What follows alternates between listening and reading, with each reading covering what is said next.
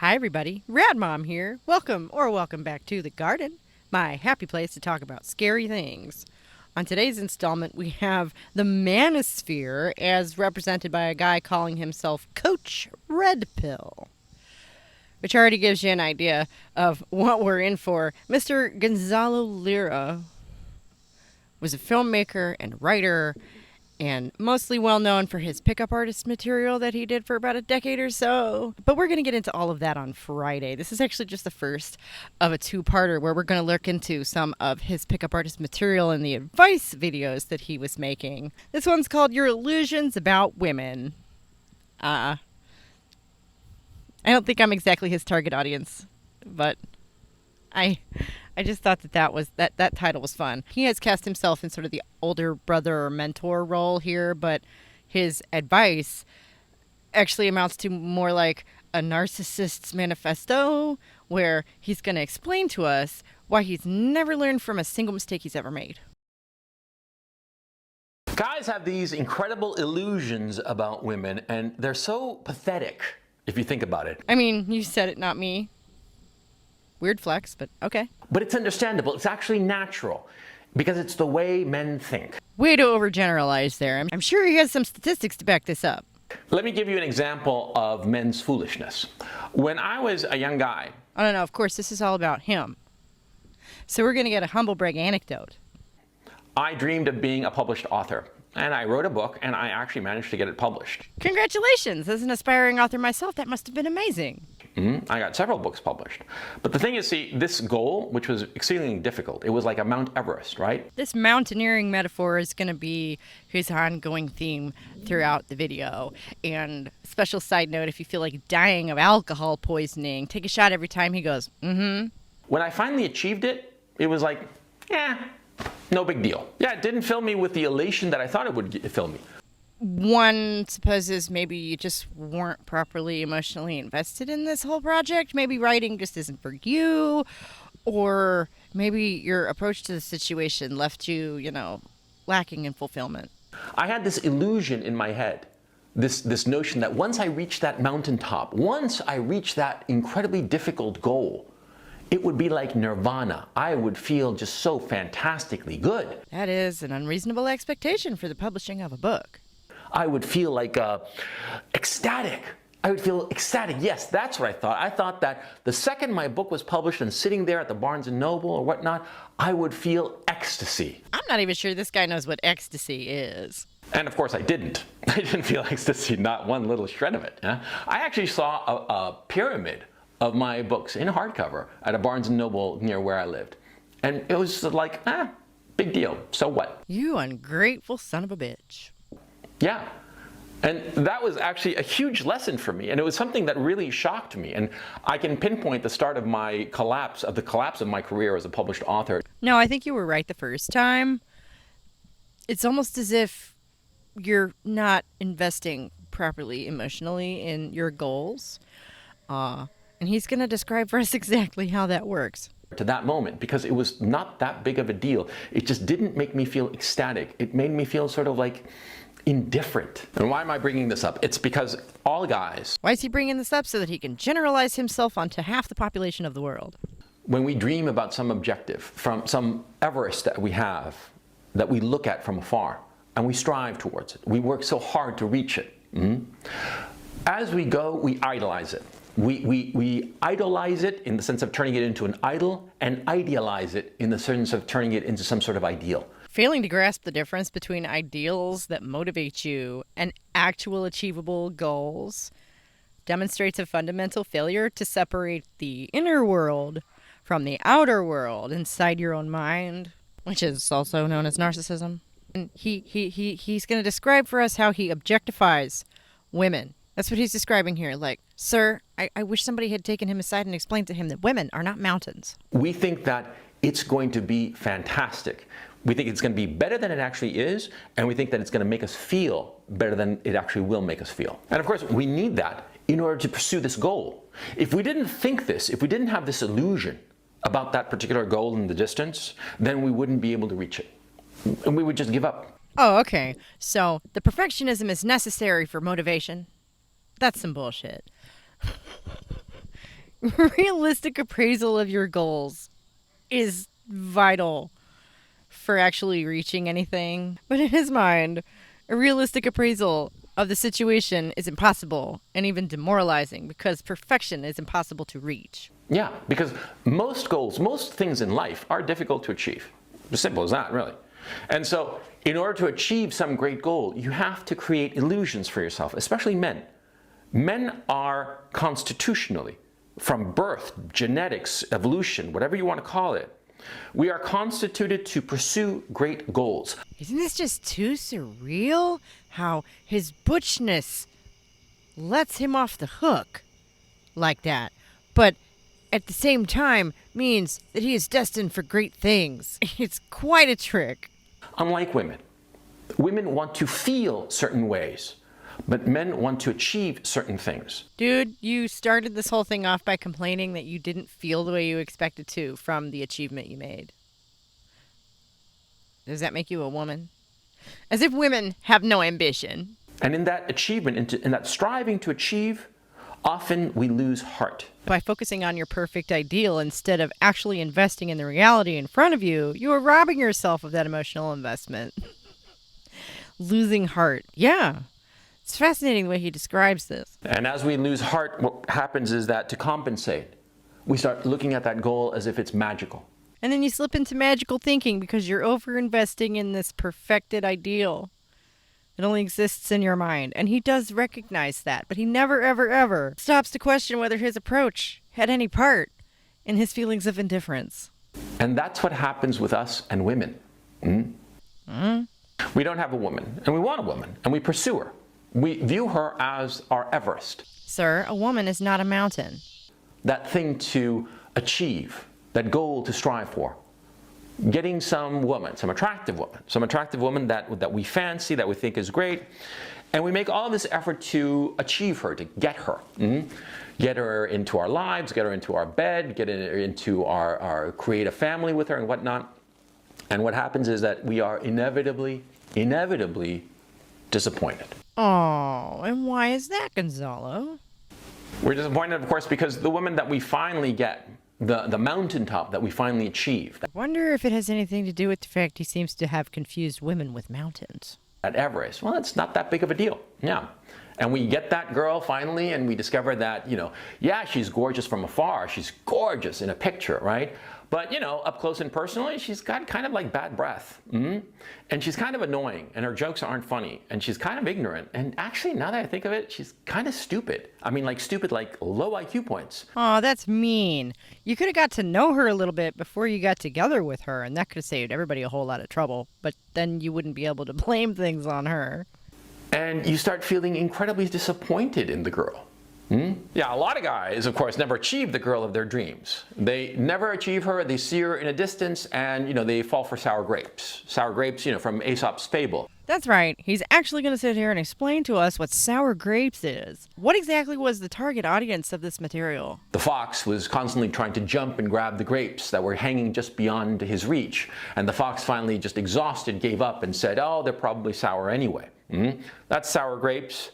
A lot of men who don't get that girl of their dreams think that. They think, oh, that girl that's just out of my reach that I can't get because I think that I'm not smart enough or handsome enough or this or that or not or social enough. I can't reach her, and therefore, oh, she's probably this, that, the other, and blah, blah, blah. As if her ideas and thoughts and desires have nothing to do with it. It's all in his approach. That's sour grapes. That's a different problem. I don't know. It sounds pretty much the same to me. You literally started this whole thing off talking about how you didn't get what you want, and you're explaining to us why that's never your fault. I'm talking about the guy who actually gets the girl of his dreams. If you'd actually got the girl of your dreams, you'd never need another one, right? Isn't that how that's supposed to work? Yeah, a couple of times when I was living in New York, I was in my early 30s, and I got really hot women. So we took a little detour into misogyny town, and now we're back to the humble bragging. And a couple of times, striving to get these very attractive women, I tended to idolize them. I tended to idealize them. I tended to think that they were going to be fantastic. And when I finally got them into my life and into my bed, they weren't any kind of great shakes. On the contrary, they were kind of pathetic. So, like, human? Yeah, your illusions as a man can play against you. And you got to be careful about it. You got to realize and be realistic about any goal that you might have. before you pursue it, or even possibly as you're pursuing it. Like, you don't have to wait until you've achieved whatever it is you think you want to ask yourself these questions. I mean, on the one hand, you do want to idealize some goal that you might have in the distance so as to strive towards it and set aside your tiredness, your exhaustion, the difficulties in the journey to reach that Everest. I mean, Okay, that's the losing heart that you're talking about. I'm pretty sure that sounds like self-neglect in pursuit of perfectionism. You're never going to reach that ideal. An ideal is like a point on the horizon. Yeah. You never reach the horizon. It's both real and unreachable. Okay. And you have to be realistic. Yeah. About your pursuit of things. But that requires you to like question your own motives, which this guy is showing us exactly how he rationalized never having to do. I mean, you do need your illusions, but you have to be careful with your illusions.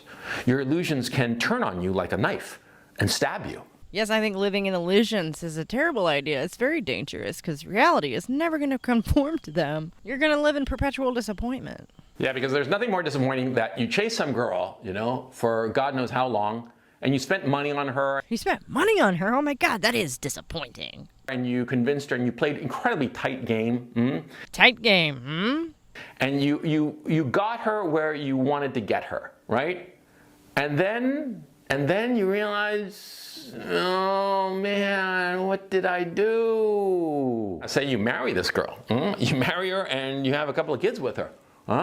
What then? Heaven forfend, you should become emotionally invested in a family that you have helped create by this point. Yeah, you're stuck with her. You're stuck with her and you don't like her. And you realize that who you thought she was isn't who she was. It was just in your own head. Your failure to identify that obvious fact at any point is your fault.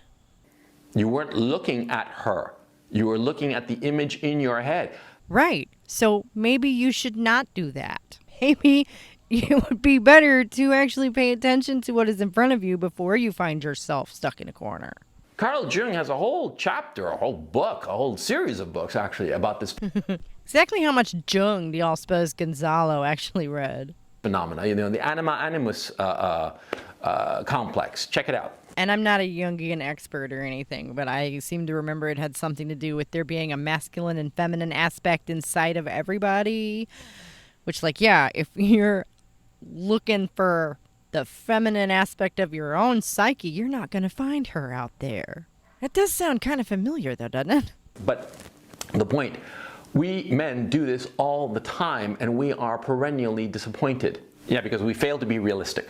So how would you suggest somebody might go about changing that?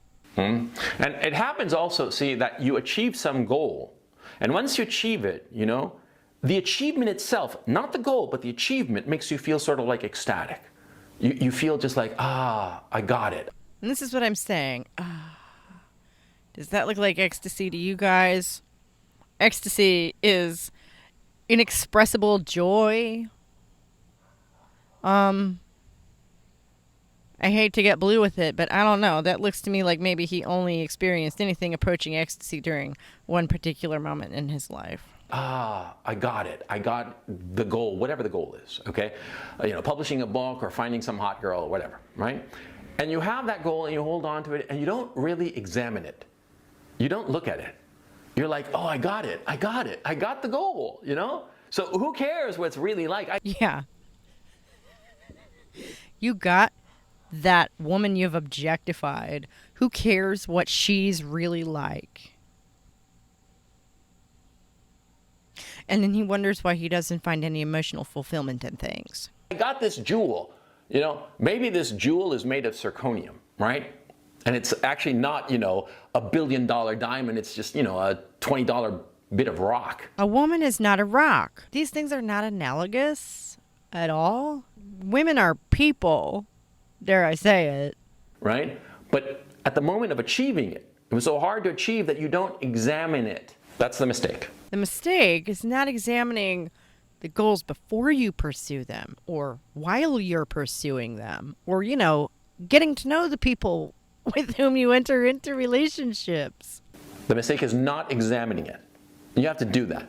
The second you achieve the goal be it publishing the book or getting the new job or getting the hot girl, you got to examine it and see if it was worthwhile. No, man, that's way too late in the process to do some self-reflection. If it wasn't worthwhile, then you have to look at yourself real hard and say to yourself, do I want to hold on to this, or do I want to let it go and pursue some other mountaintop? God forbid that you would take the commitments you've made to people in your life seriously, or worst case scenario, try and learn from and make the best of a bad situation. Some other Everest. You have to do that. Yeah, because if you don't, you'll wind up being in a situation that doesn't really make you happy. As we're going to see on Friday, Gonzalo here wound himself up in a situation that did not make him very happy. You'll wind up with a woman that you kind of hate and despise. Or you'll wind up in a job that you hate and makes you miserable. I mean, this happens all the time in all facets of life. It's not just women, okay? It's not the fault of everybody around you that you were lying to yourself by pursuing a goal that was impossible from the outset. Perfectionism is impossible. Perfection does not exist. And it's something that we men, we fall for this trap. And it's a trap of our own making. Our illusions are so necessary, but they are so dangerous. They are dangerous. Perfectionism is very dangerous because it sets you up for perpetual disappointment in life. Realistically assessing one's goals and one's ability to actually attain them is vital to long-term emotional well-being. So examine your illusions. Examine them. Make sure that once the thing is achieved, it was really worthwhile. No, because again, this video is titled Your Illusions About Women. Okay, so he's not talking about things. He's talking about people. And if it wasn't worthwhile, if the girl turns out to be kind of dopey and pathetic, I mean, yeah, attractive, hot, and all the rest of it, and all your friends look at her and nudge you and say, well, way to go, but she's not really all that. On the contrary, she's kind of annoying. You mean human? Huh? Then don't be afraid of letting go. So if the girl turns out to be human, you might just have to move on to the next mountain peak. That's the thing. Let go of your illusions. And if you capture that Everest, good on you, but realize that once you capture that Everest, it really gives you the tools to capture the next Everest. That's right, folks. If your relationships don't live up to your perfectionist ideals, just let them go. This may be some of the worst advice I have ever heard, because you wouldn't want to actually learn from any of your mistakes and apply them to the situation or get to know the person you're in a relationship with or anything like that. When she turns out to be human, that's obviously a flaw on her part, and it's time to move on, fellas. And the one that you have captured, it might not really be worth it. Sir, women are not mountains. And if it's not worth it, if you hand to heart, examine it and realize, nah, it's not worth it, then just toss it over your shoulder and go on to the next one. Are we still talking about mountain peaks? Or women? Either way, I'm not sure how you're supposed to talk. I mean, that's a metaphor, obviously, but this is actually pretty tame. On Friday, we're going to go deeper into Mr. Gonzalo Lira because he was quite an interesting character. That's right, I said was, but, I don't want to spoil the story for Friday. So this has been Lorenzo Lira explaining to us how he never had to learn from any of his mistakes. I would not take life advice from this guy, suffice to say for the moment. Please come back on Friday to learn the full story because I had no idea just how deep this rabbit hole went.